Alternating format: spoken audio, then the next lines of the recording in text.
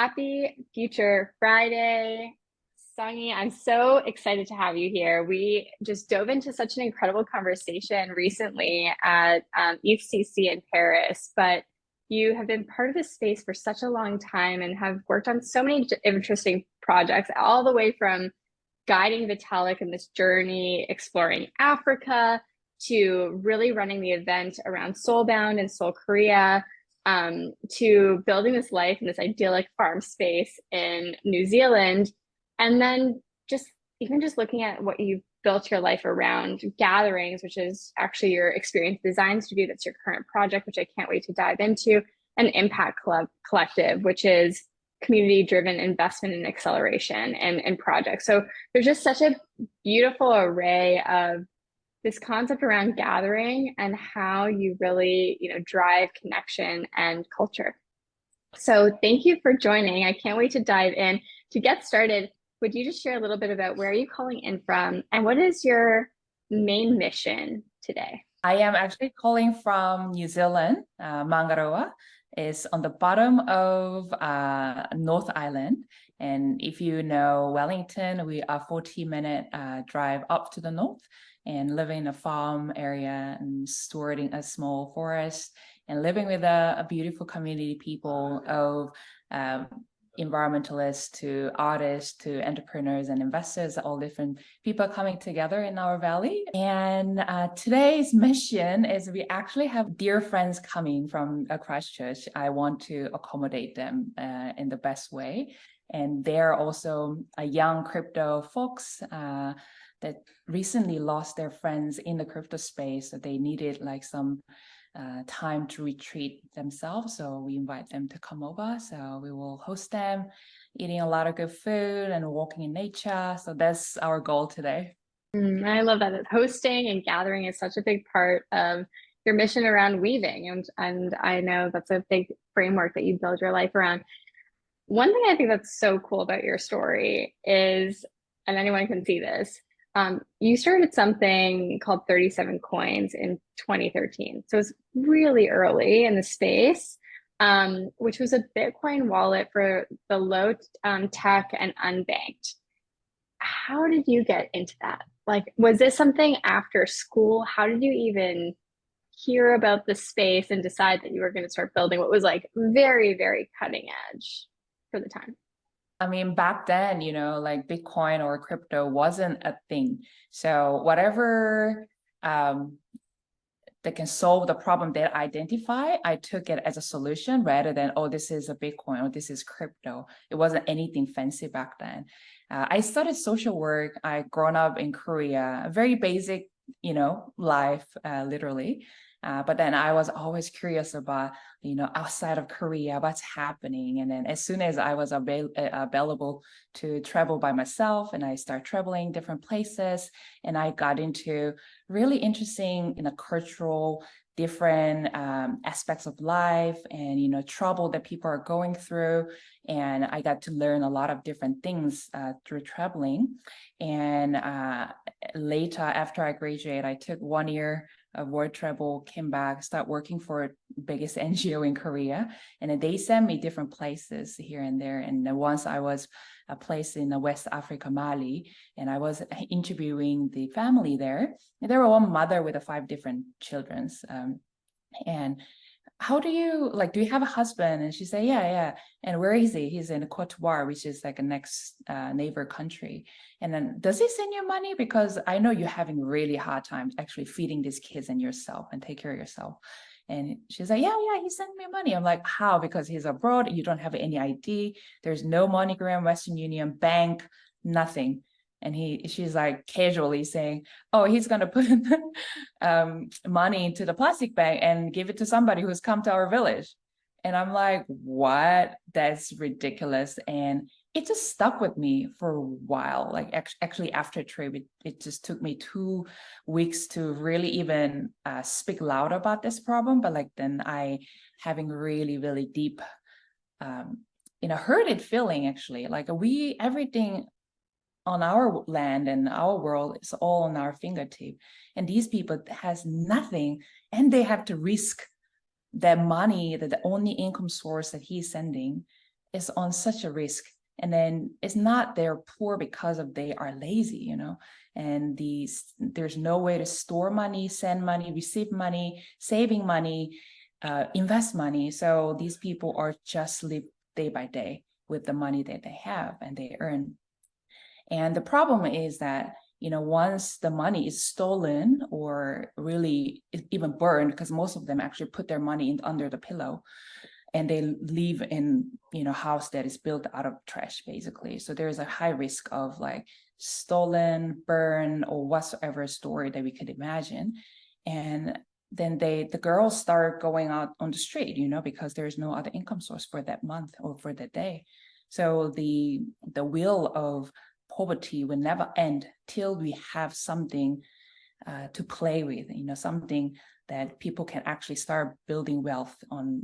I mean, not even wealth, you know, to store money and understanding the financial inclusion that we just talking about, right? So that kind of got me into this big problem of like global limitance, financial inclusion, poverty, and the feeling like NGO is doing an amazing job and the way that they can do, but to end this thing is just one-way giving doesn't solve the problem. So it has to be interactive financial activity, which is entrepreneurship, creating business and doing things more than just giving.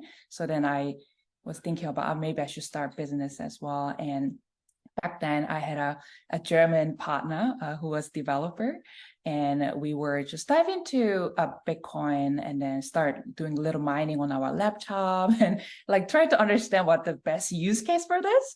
And there were not many use cases. You can use like dark web and, you know, Silk Road and buying stuff, but that was the only use cases. So we were like, why don't we just build something for them, and at least they had this 2G like a brick phone and a solar panel charger. So that's the only thing that they use to communicate with outside of their village, you know, and their camp. And people doesn't even read, they don't know the literate, and they just have a special code to communicate each other. I'm like, wow, this is so amazing, and at the same time very tragic. But you know, there is some one piece of technology can help them to do something. So we just like brainstorm and build this Bitcoin SMS wallet, so people can send receive Bitcoin without internet. So the husband has phone and wife has a phone, then they can start transacting Bitcoin. And well, on off ramp is a different question, but back then there are like local Bitcoin people can just buy on the street and things like that. So there was like so many different way of doing that. And yeah, we launched in 2 weeks. There were 29 different countries that transacting Bitcoin on the text message, and that's how the whole thing kind of started. That's so interesting. Just building up on that a little bit more, because I've never heard this before, but what were the off ramps at that point? So, like, people are transacting in Bitcoin, like, how are they getting it off their phones into real life? Basically, same thing. Like people who are very familiar with the Bitcoin, they will have a hot wallet, they will have a whatever wallet there is, and people one very, very, very bottom of the pyramid, people using local Bitcoin. So like people who wants to buy Bitcoin will actually go there. People will send text message on the Bitcoin on their wallet, SMS wallet, and then they give them money, and that's how they do like a person-to-person Oh, wow. transaction. Transactions. Wow. Was also exchanges. Like at the end, we actually started serving the corridor between Singapore and Philippines, because there is a lot of Filipinas mothers going to Singapore for work, you know, and then they had to line up in the bank for half of day, you know, to just send money. And I'm like, this is ridiculous. But then we had a really good exchanges in Singapore and the Philippines that we partnering with. So they can actually, we become like a very last mile solution for these exchanges. So they can start sending Bitcoin instead of lining up in front of the bank for half a day, which is very, very precious for them. So that's how our kind of business grow at some point. I love that. And then from that point, I feel like you just went into this massive experimentation at the edges of ownership and governance and decision making and research sharing and really distributed groups. I think that's like a real through line even into what you're doing now with gathering. So maybe if you could just share a little bit about what brought you to then create Impact Collective and now gatherings. All of this work, even the 37 coin, it wasn't starting from to make money or testing the technology, right? It was always coming from the solving the real problem that people have, and then the suffering, and then like a lot that just creates so much trouble in the world. And my goal since I was young, I always wanted to be just have a happy and healthy life. And of course, the happiness isn't just something flink all around, and I went through a lot of different things. And now I know the happiness is to be very calm and normal and, and subtle.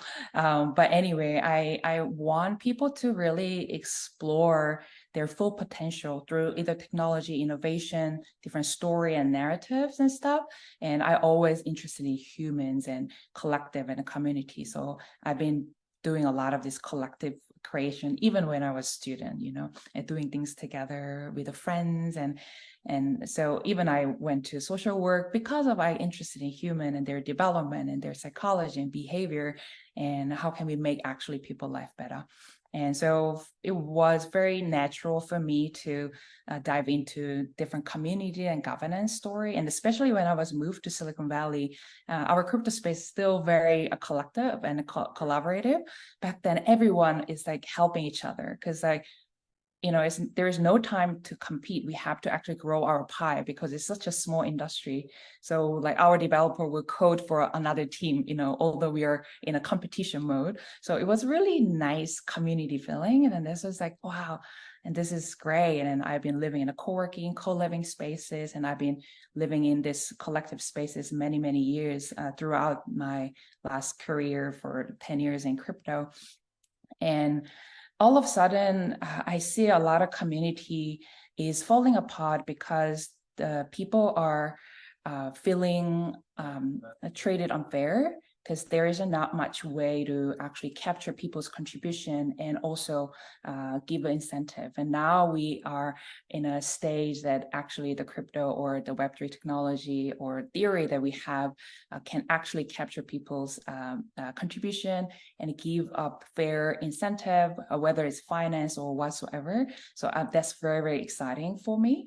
And when I think about like everything in collective, and I'm not really like everything has to be decentralized, but at least in the thought process, okay, this system is not working, or there is a problem that we see and we feel, what can decentralization can do? What if we decentralize some of the power that is stuck somewhere and then bottlenecking everything? What if we actually release that and give that power to collective and community? What's going to happen? And something makes sense and something doesn't make sense at all. So the impact collectives come about around like, okay, the investor, they are only 5 people in the room, mostly male, very just monoculture people. They deciding where this money goes, and they having a hard time because they are, again, just same group of people, and they don't have access to all the knowledge and all the experience and all the access to different parts of the world and different industry. And they were looking for a way to actually bring more collective intelligence into it. And we as a community, there's a lot of people who are contributing to startup success, not just the founders and investor, but there is a community builder, there's an ecosystem builder, there's academia, there is a user, and so many different people who are contributing to their success. But when the success happen in financial way, all the benefit goes back to these people who funded. And none of us actually who act creating ecosystem doesn't get any resource. So how can we actually bring all this, I wouldn't say unfairness, but like this problem that we identify and start people to see as a challenge and put it together and let community decide who gets money. And then throughout that process, community actually contributing to do due diligence, to help the startup, and all of that kind of capture in the thanks token. And then our fund carry goes back to these people who has helped them. So when the financial event happen, then these people also get financial benefit, and our investors are getting more access to different deal flow and different parts of the world. And so that's what we did. It was really interesting process, and we've run it in 2-3 years, and now we are waiting for the next iteration, because like instead of working with one fund or working with many different funding source, because like also startups, especially impact startup, not always making money, but there is only money available for startups who are making money. So how can we balance that? So how can we bring the blended finance or charitable finance and all sorts of different things, So we want to have a playground that all this idea can just play together and keep creating new funding mechanism. I love this so much. I have so many questions about it because it's such a thing that I've been so curious about, especially around, I'd love your perspective on the future of how these mechanisms might look. Like, what would be your hot take or maybe controversial opinion about how new mechanisms might be formed? In particular, like, I'm very curious for Impact Collective, how do you actually measure in like a credibly neutral way people's contributions in a way that they can then be connected to financial event and distribution and more fair distribution?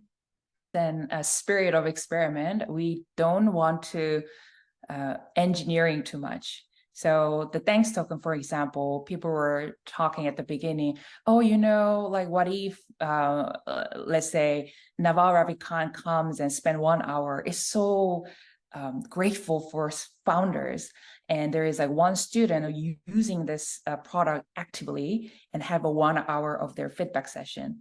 You cannot really tell as a third person what was more useful and more graceful for them. So we let founders decide which one was the most useful time for you. So we gave each founders 100 thanks token. So they had all the freedom to give away. And it's an experiment. Maybe it can be more solidate at some point or sophisticated, but it has to be also bringing some sort of like emotion and feeling of a content, so that is what, or satisfaction, and that decides the amount of thanks token. And I really like this very subjective method, because if we start measuring everything by framework and by engineering and mechanism, at the end, people are driven by that mechanism and the framework rather than how they feel and actually understanding of themselves. So that space of meeting emotions and satisfaction with a financial tool is a funny play, but I want to keep experiment and then see how that goes. So that's how we did it.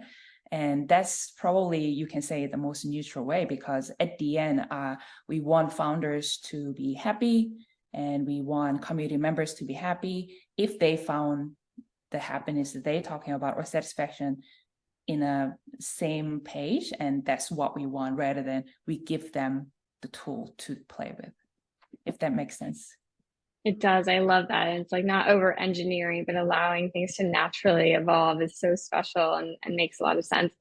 And I imagine like the structure is very unique because it's primarily investments in Asia. Is that correct? So I think there's like a lot more restrictions for this kind of model in the US, but maybe more flexibility in like the ways that these experiments can be run in Asia. So I would love to know, as you've been running these experiments, especially Soulbound, because I think that's one of the key things in the conversation we had that I loved, and your framework about the art of weaving. What do you think is the most exciting thing you've learned from like hosting Soulbound, which is now turning into Xbound? And if you could just talk a little bit about, the exciting things you've been learning. When I designed the Soulbound experience, is really wasn't something for the mass. And then the whole purpose is like, you're creating an ignite conversation around bringing ancient wisdom and the modern knowledge with the planetary mind people. And it can't be for everyone who understand all of these three things. So it's designed to be a very small group of conversation that should actually kick off different things, you know. And I get a lot of inspiration because I already talk about indigenous wisdom, because like indigenous wisdom, I care and the value for it because most of those wisdom are actually coming from the nature, which is things that never change. You know, the science and then law of nature is something that beyond human, and we are also part of nature. So we are functioning in the law of nature as well, although we try to keep against that. But anyway, so the weaving was very, very important piece, because like this is when the two different or even more different entity or kind of meets. And for me, the way that Soulbound was created is because we have a huge gap in understanding between the West and then the rest. And in Asia, Latam, or Africa, all of these continents actually derive or have an indigenous DNA into it. So we kind of understand how nature kind of works, and then embedded in our body and the mind and the cultural. And our US and Euro friends, they have their own very much of strengths, which is like designing and documenting and then building technology and all of that. But there is a huge gap between these two cultures, everything in duality. So we need to meet together. But you cannot just force people, like, you have to learn about this, you have to learn about this, and to do it. It's not like that. So you have to create a kind of table, dinner table, but everybody can sit down and you prepare meals and people just like talking about it and understanding each other. So through that process, I was like, okay, thinking about what we want to do on those 3 days. Is actually starting from identifying who we are as a human and as a cultural. So identifying your threats. So threatening is the first. And then day 2, okay, we understand our threats. And then now let's start weaving together to imagine different threats comes together. And then there's a lot of different tapestry work that we can do. And so people are talking about their cultural stuff, their personal story, and then themes they're interested in, intellectual, emotional, spiritual, a lot of different things kind of weaving together. And day 3, well, now we have this beautiful fabric that we woven together. And what are we going to make? Well, let's fabricate this together. So fabrication kind of comes together. So it's not just ending of good feeling, but have some outcomes together, and then what we want to do. So that was a kind of art of weaving a process. And through that process, you know, people can actually learn about themselves better by talking with the other people that are very different than who you are. And then understanding through the weaving process, oh wow, this is actually can meet this way, and I never actually expected, but there is where the magic happens, right? You let people to drive their conversation and really talking heart to heart and head to head, all of that happen. And the fabrication is now the difference, all of difference that we experience kind of comes together, and we are now one team. And what is our collective goals and vision moving forward? And at the end is all like creating an inclusive narrative around Web3 and where this industry is actually going, and what are things that is needed. So our Web3 space or crypto space or any technology space can be less biased and more inclusive. And otherwise, even if we have the best technology, people just functioning based on only biased culture and narrative, we will make exactly the same mistake that all capitalism that we don't want to see, or all the system that is already too big for us to fix it. And we will make even more scarier system without any soul or narrative that we want to see. So how can we prevent that or slowing down that process of going to dystopia? So that's kind of the intention that we had. And yeah, it was a beautiful 3 day, and we want to see more events like this happening around different parts of the crypto. And not only Xbound, but, you know, Suzalu being such a great example of bringing people together. And even there is intention or not, when you put people together in offline, it just happened, and that's where I think the gathering is such an exciting project, is we only specifically focus on the offline gatherings. I know it's like kind of against the business wise, but I believe that's where the future gonna be, and that's where I can make the biggest and highest impact. So that's kind of how everything kind of woven together and then towards that direction.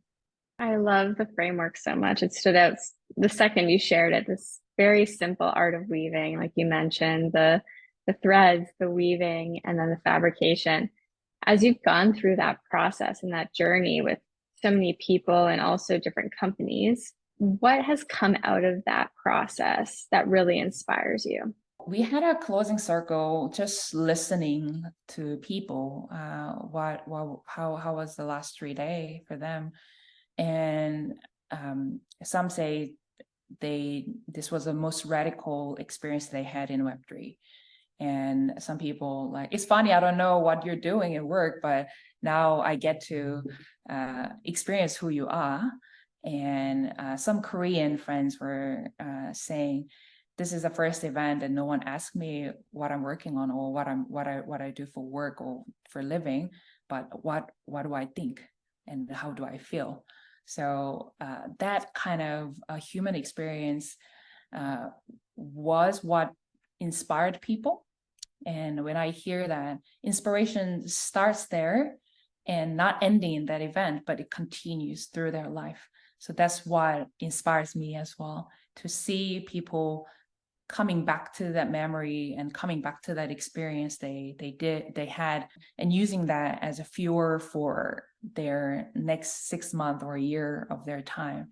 And I think we have so much heady space in Web3 space. When we go to conference, we talk about all this jargons and very difficult, very high level things. But at the end, it's all like what human is creating. So we have to create way more heart space and way more physical experience, the hug exchange or things like that. And it's very basic, but we don't practice enough. So I see the opportunity there. So that inspires me as well. I've been so moved by that. I think this year for me has been a lot of those experiences that you're describing in real life. And they're so incredibly transformational. And it's something that you can't even really articulate except to experience it. And so, how can we stay in touch with Xbound as this expands throughout the world? And just you personally, as you share this framework and everything that you're building? Xbound, we luckily got further funding through the Gitcoin round, last one. And now we have opportunity to create a playbook for this type of gatherings. So we will be publishing that soon. So people whoever wants to create this kind of experience can use our playbook to start their own event. If you want it to be called an Xbound, then you actually has to come to one of the Xbound. And once you experience, you can actually take it and do another Xbound. So we have another one coming up in December in Taiwan.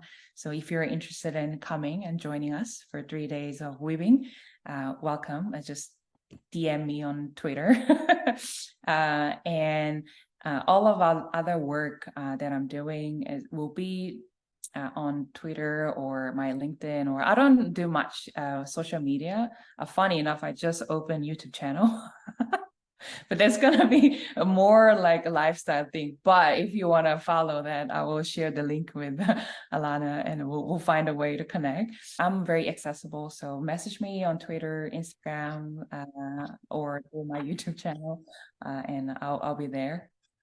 Beautiful. Thank you for sharing. I will definitely be following the YouTube channel because I hope that it has a lot to do with your idyllic lifestyle in New Zealand. And I'm just so grateful for what you do in this space and how you bring people together. Thank you for chatting today. It's been so much fun. Thank you so much for having me today, Alana. Amazing Friday. And I would love to jam more with you, especially at some point.